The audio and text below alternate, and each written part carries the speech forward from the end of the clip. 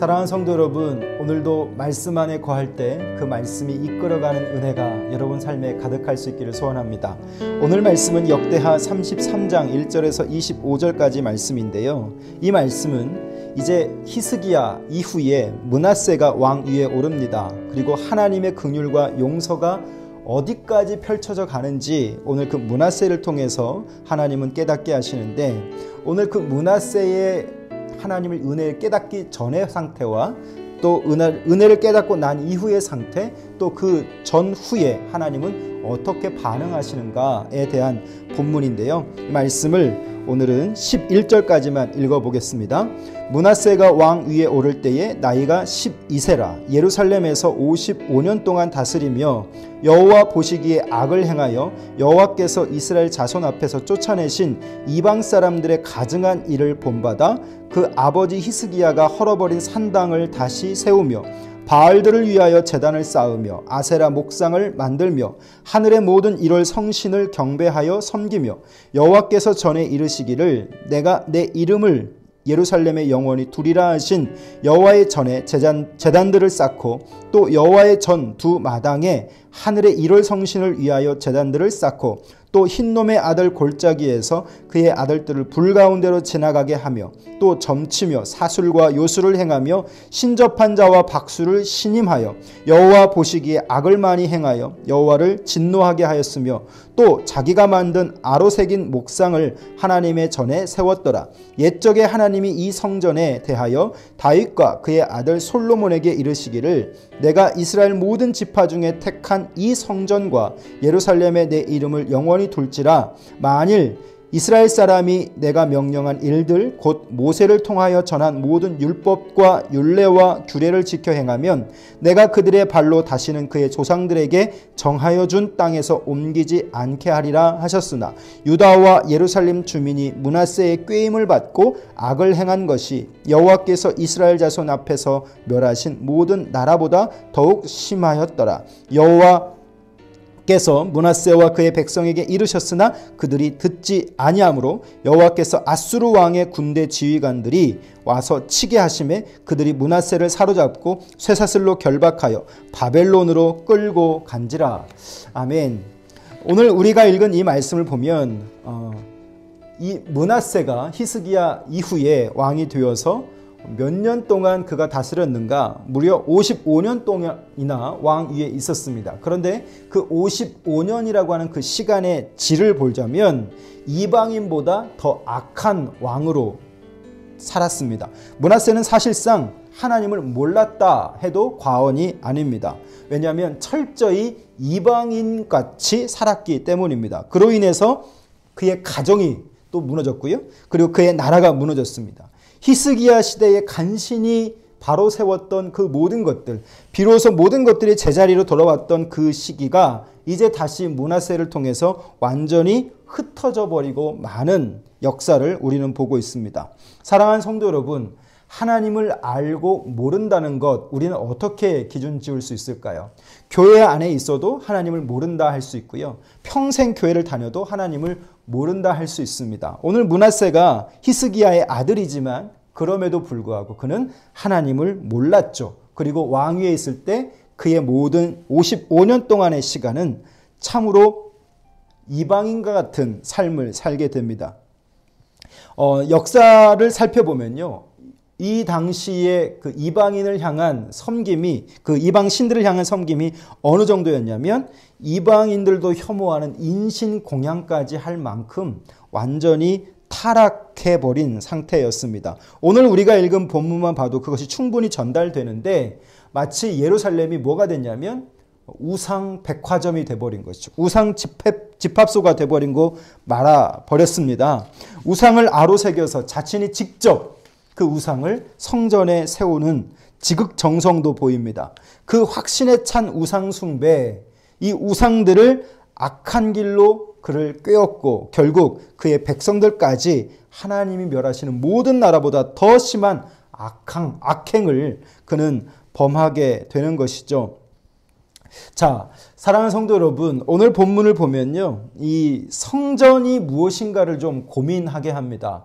성전은 안전한 곳, 또 안전한 나라라고 할 수 있습니다. 특별히 이스라엘 정서 속에서 하나님의 전능자의 그늘이라고 한다면 성전이 떠올려 줄 수밖에 없었던 정서였는데, 오늘 이스라엘 백성들은 성전하면 아름다운 곳이고 하나님의 이름이 영원히 머무는 곳이라고 말씀하고 있는데, 오늘 말씀 속에서도 그 하나님의 이름을 영원히 두시겠다 하는 언약을 우리 가운데 다시 한번 깨닫게 하시죠. 그런데 그 성전이 어떻게 되나요? 오늘 이 므낫세를 통해서 하나님의 율법과 율례와 규례가 전혀 지켜지지 않는 완전히 타락한, 그리고 그 언약이 상실된 모습을 보여줍니다. 눈에 보이지 않는 하나님보다 눈에 보이는 성전을 더 추구했던 자들에게는 이 시간이 참으로 지독한 시간이 될 수밖에 없겠죠.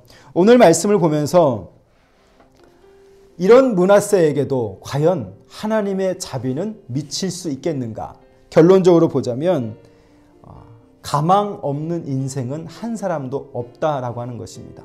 하나님의 은혜의 강물은 어디까지 미치냐면 하나님께서 원하시는 데까지 흘러가는 것이죠. 아무리 그 므낫세가 이방인처럼 살았다 할지라도 하나님은 그가 깨닫고 돌이킬 때 비로소 또 그 은혜의 강수를 흘려보내고 있습니다.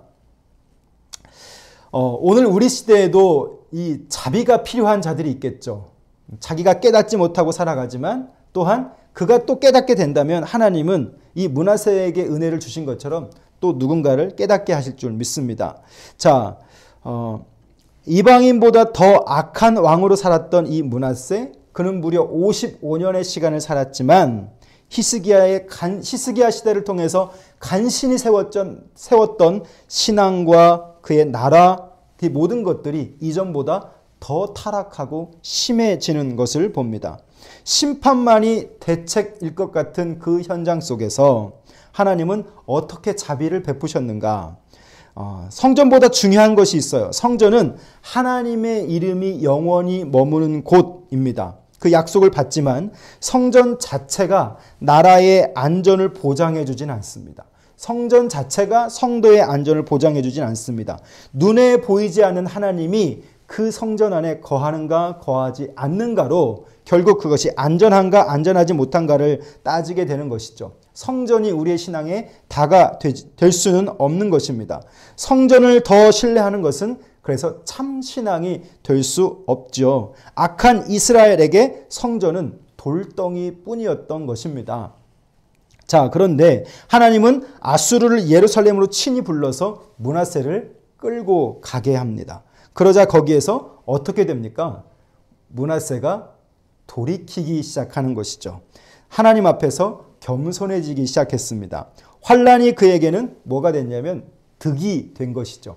고난이 결국 하나님께로 이끌어가는 놀라운 은혜가 된 것입니다. 그래서 가망 없는 인생은 없다라고 말하는 것이죠. 하나님의 자비와 용서의 범위는 므낫세에까지 미쳐지게 됩니다. 그가 하나님께 돌이켰을 때 말이죠. 이방인보다 더 악했던 므낫세에게도 하나님은 자비를 베푸십니다. 이것이 은혜가 아닐까요? 오늘 그래서 우리는 이 하나님의 은혜를 구하는 이 시간이 되었으면 좋겠습니다. 한편으로는 절망이면서 또 다른 한편으로는 뭐가 생기냐면 희망이 생기는 겁니다. 오늘 우리의 시간 많은 부분에서 절망입니다. 여러 서민들의 힘든 고단한 삶, 그러나 우리가 대림절을 통해서 예수를 기다리는 건 뭡니까? 그럼에도 불구하고 그런 나의 존재 속에 예수의 오심, 그것은 결국 희망이기 때문에 우리는 그분을 기다리는 것이죠.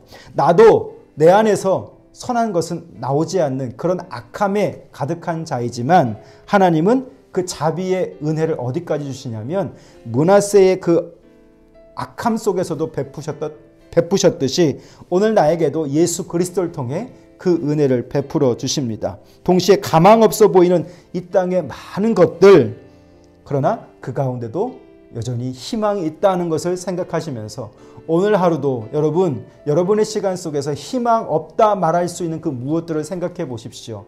그러나 그것을 또 다른 관점에서 보자면 하나님은 또 그 가운데 희망을 주실 줄 믿습니다. 므낫세 희망 없었죠. 그러나 그가 환난을 통해서 하나님을 다시 알고 깨닫고 겸손해질 때 하나님은 그에게 은혜를 베푸셨듯이 그 자비의 강물을 흘려 보내셨듯이 오늘 우리의 인생 속에도 또 내 삶의 현장 속에도 이 자비의 강물이 필요합니다. 그래서 우리는 또 주님 앞에 엎드려야 되겠죠. 하나님께로 못 돌아올 수 있는 자 없습니다.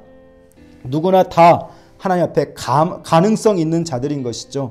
오늘 그 하나님 앞에 설 수 있는 자 될 수 있도록 여러분 시간 속에서 그렇게 분별하고 살아가는 귀한 하루 될 수 있기를 소원합니다. 기도하겠습니다. 살아계신 우리 아버지 하나님, 오늘 말씀을 통해서 하나님의 자비가 어디까지 유효한가, 어디까지 흘러갈 수 있는가 생각해 봅니다. 오늘 우리의 신앙의 방식을 다시 한번 점검하며 내가 악한 그 어떤 것들로부터 깨닫게 하시고 돌이키게 하시고 그 하나님의 은혜의 강물에 적셔질 수 있는 귀한 하루가 될 수 있기를 원합니다. 이방인보다 더 악했던 므낫세에게도 하나님의 자비를 베푸셨듯이 오늘 우리가 희망 없는 이 땅 속에서 절망이면서 또 다른 한편으로는 그 희망을 바라볼 수 있는 은혜가 있어지기를 원합니다. 하나님, 오늘도 우리를 분별하게 해주셔서 우리의 시간 속에 하나님의 자비를 구하며 겸손하게 하나님 앞에 살아갈 수 있는 귀한 한 날 되게 해 주옵소서. 예수님 이름으로 기도합니다. 아멘. 사랑하는 성도 여러분, 우리가 주님을 기다리는 이유는 뭘까요? 희망 없는 땅에서 희망 되신 주님을 바라볼 수 있는 믿음을 주셨습니다. 이 믿음으로 여러분 오늘 하루도 겸손하시고 하나님 앞에서 성실하게 살아가는 귀한 하루 될 수 있기를 소원합니다. 감사합니다.